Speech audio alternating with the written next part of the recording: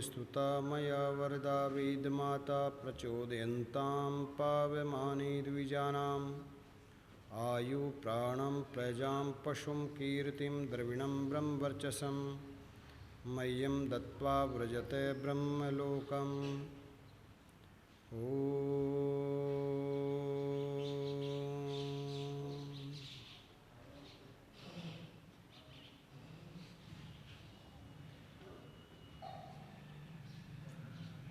समादरणीय आर्य जगत के बड़े ही प्रसिद्ध और ओजस्वी वाणी के धनी महाशय वेदपाल जी और उनका साथ बड़ी सुंदरता से दे रहे थे भाई ब्रजपाल जी और मक्खनलाल जी। आर्य समाज बावली से जुड़े हुए सभी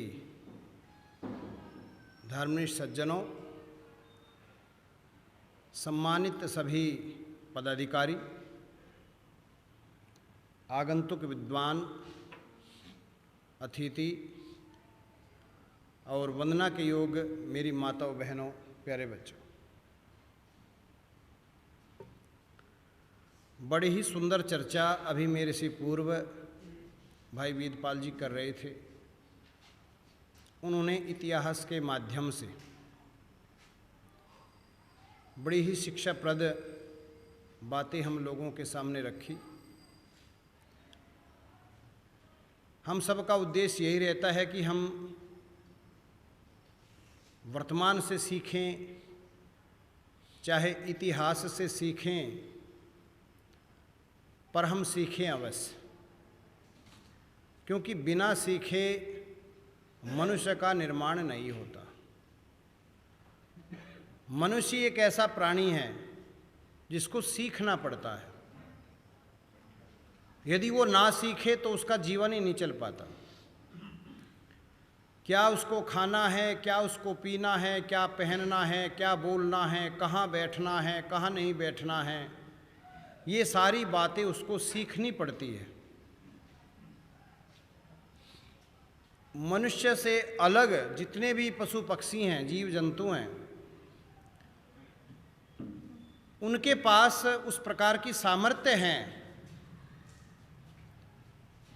कि वे जन्म लेने के पश्चात अपने भोजन की पहचान करना सीख जाते हैं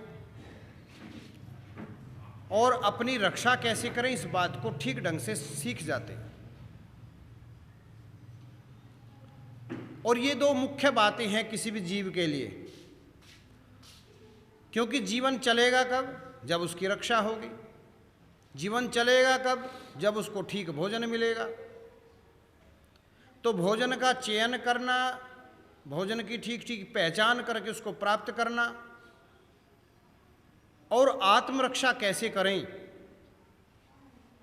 वो सब उन जीवों के पास परमात्मा की ओर से विशेषता उनको मिली होती है। उसके माध्यम से अपने जीवन की वे रक्षा करते हैं। पर विचार करो सज्जनों, ऐसी मनुष्य के पास क्या विशेषता है? यदि माँ उसको ना सिखाएं, पिता उसको ना सिखाए, गुरु उसको ना सिखाए, ये समाज उसको ना सिखाएं, तो मनुष्य क्या है? कुछ भी नहीं है। इसलिए मनुष्य को बनना पड़ता है। जन्म से कोई मनुष्य पैदा नहीं होता, ध्यान रखना। केवल मानव शरीर तो प्राप्त होता है, पर मानवता, मनुष्यता उसके अंदर नहीं होती। वह उसको प्राप्त करनी पड़ती है, उसको सीखना पड़ता है, अभ्यास करना पड़ता है, तब जाकर के वह भोजन की भी पहचान करना सीखता है और जीवन की रक्षा कैसे करें, जीवन को कैसे चलाएं, ये सारी बातें उसको सीखनी पड़ती है। पर उपस्थित सज्जनों, एक विशेषता विलक्षण है मनुष्य के पास, वह अन्य पशु पक्षियों के पास, किसी के पास भी नहीं है। मैंने एक दिन पहले भी चर्चा की थी कि मनुष्य के पास ऐसे साधन हैं जो किसी दूसरों के पास नहीं है।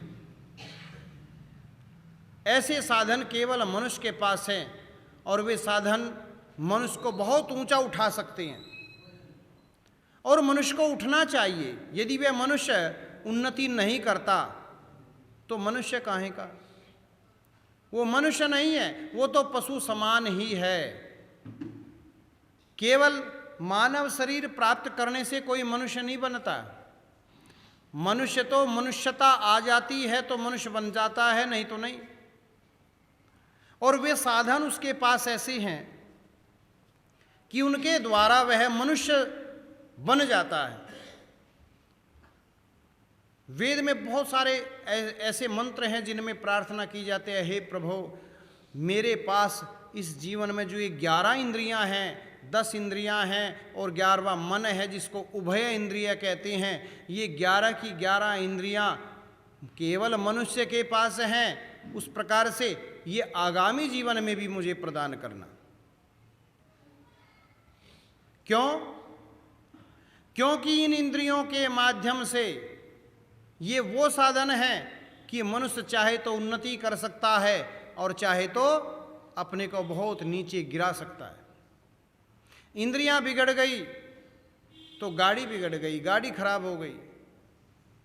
और इंद्रियों का दास व्यक्ति बन गया तो उसकी क्या दुर्गति होगी, कोई कल्पना नहीं कर सकता। ऐसे इस बहुत सारे उदाहरण समाज में समाचार पत्रों के माध्यम से हमें प्राप्त होते हैं। घृणित से घृणित, निंदित से निंदित, नीच से नीच कार्य आज व्यक्ति कर डालता है। क्यों? साधन तो उसके पास भी हैं, पर उसने उन साधनों का दुरुपयोग करना सीखा है, दुरुपयोग करने का अभ्यास बना लिया है। उसके पास वो समझ नहीं है जो समझ होनी चाहिए। इसलिए बहुत आवश्यक है कि हम उस विद्या को ग्रहण करें। विद्या 2 ही प्रकार की है। मुख्य रूप से देखें तो विद्या 2 ही प्रकार की है। एक विद्या वो है जो इस शरीर से संबंधित है और एक विद्या वो है जो इस शरीर के स्वामी से संबंधित है। इस शरीर से संबंधित विद्या का तात्पर्य यह है कि इस शरीर की रक्षा कैसे करें, इस शरीर को भोजन कैसे दें, इसको वस्त्र कहाँ से दें, कैसे दें, इसका घर कैसा हो,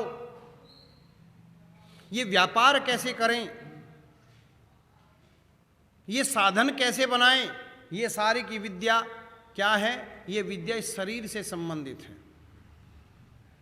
और दुर्भाग्य देखिए आज हमारा, केवल आज हम यदि कुछ पढ़ते हैं विद्यालयों में, यदि पढ़ाया जाता है तो केवल बस इसी विद्या से संबंधित ही पढ़ाया जाता है। यद्यपि ये विद्या भी वहां पूरी नहीं पढ़ाई जाती, पर यदि कुछ पढ़ा जा रहा है आज तो केवल इस विद्या से संबंधित, जो केवल इस शरीर की पूर्ति के साधन जुटाने का कार्य करती है। हम इस विद्या से घर बना सकते हैं, धन इकट्ठा कर सकते हैं, बढ़िया कपड़े पहन सकते हैं, गाड़ी बंगला, ये सारे साधन जुटा सकते हैं,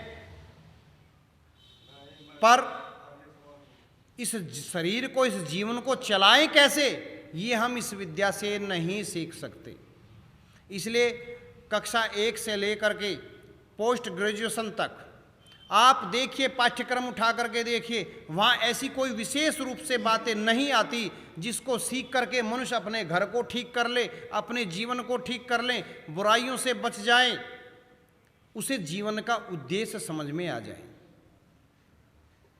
केवल मनुष्य का जीवन केवल रोटी खा लिया और कमा लिया, बस यहाँ तक नहीं है।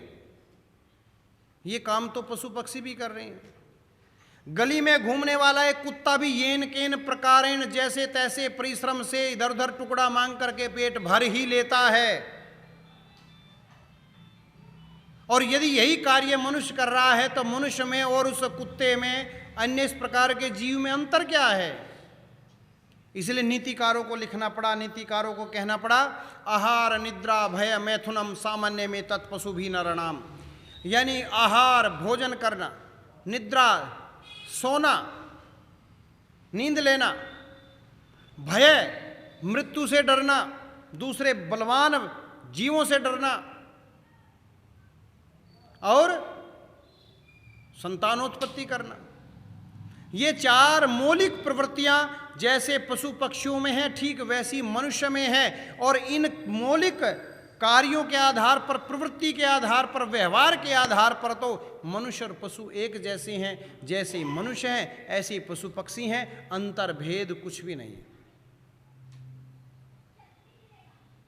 तो फिर अंतर क्या है, वो भेद क्या है, कैसे करें? तो बहुत ही सुंदर समझाया नीतिकारों ने। कहा इन बातों में तो मनुष्य और पशु समान हैं, पर मनुष्य के पास एक विशेषता है। और वो विशेषता क्या है? वो विशेषता है कि धर्म एव तेषाम अधिका। धर्म मनुष्य में उन पशु पक्षियों से, जीव जंतुओं से अधिक है। ये केवल खाने पीने सोने जागने तक ही सीमित नहीं है, ये अपने जीवन की उन्नति कर सकता है, क्योंकि धर्म इस जीवन का आधार है। यदि धर्म व्यक्ति के जीवन में नहीं है तो धर्मेण हीन पशु भी समान है। तो धर्म से हीन व्यक्ति का जीवन तो पशुओं के जैसा है। तो मनुष्य का जीवन धर्म पर टिका हुआ है। और धर्म क्या है, ये कितना जानने का हम प्रयास करते हैं। हमने तो देखा देखी, सुनी सुनाई बातों पर विश्वास करके कुछ भी कर लेते हैं और समझ लेते हैं कि धर्म हो गया, धर्म का कार्य पूरा हो गया। पर नहीं, यदि ये सारी चीजें धर्म के अंग होते तो आज मनुष्य उन्नति कर जाता। आप अपने उस प्राचीन काल के इतिहास को देखें, अभी इतिहास की चर्चा चल रही थी, उससे भी और पहले चलें, रामायण काल की यदि हम बात करें, उपनिषद काल की हम बात करें, कैसे लोग होते थे, उनका जीवन तो अद्भुत था। वो आज हम लोगों के बीच में बातें नहीं हैं। उनके जीवन में मानवता के गुणों की प्रकाष्ठा थी, मानवीय गुण निर्मित होते थे वहाँ, उस प्रकार की वहाँ शिक्षा थी, उस प्रकार का वातावरण था, उसमें वे मनुष्य निर्मित होते, तैयार होते थे। आज वे तैयार करने वाली जो संस्थाएं थी, आज वे नहीं हैं। आज की शिक्षण संस्थानों का हाल देखिए आप। आज हमारी जो शिक्षण संस्थाएं हैं, जो मनुष्य का निर्माण करने वाली थी, आज हमारी जो गृहस्थ रूपी संस्था है, आज उसका हाल देखिए, वो निर्माण करने वाली थी, पर कहाँ है आज? कौन सा अधर्म का कार्य हमारे परिवार में नहीं होता, हमारे समाज में नहीं होता, हमारी शिक्षण संस्थाओं में नहीं होता?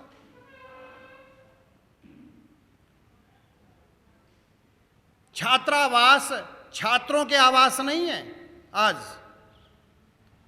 छात्रावास तो आज बुराइयों के केंद्र है। जो दोष,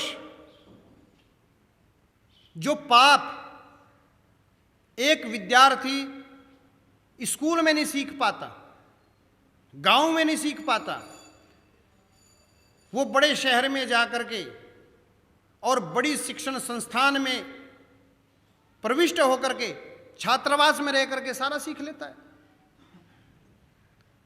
तो निर्माण समाप्त हो गया, निर्माण नहीं हो रहा है। लेकिन वेद क्या कहता है? वेद कहता है उद्यानम ते पुरुषै नाव्यानम। अरे मनुष्य, तेरी तो उन्नति होनी चाहिए थी।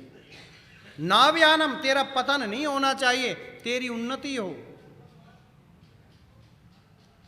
राम की हम बहुत बात करते हैं और राम का जीवन है ही बात करने लायक।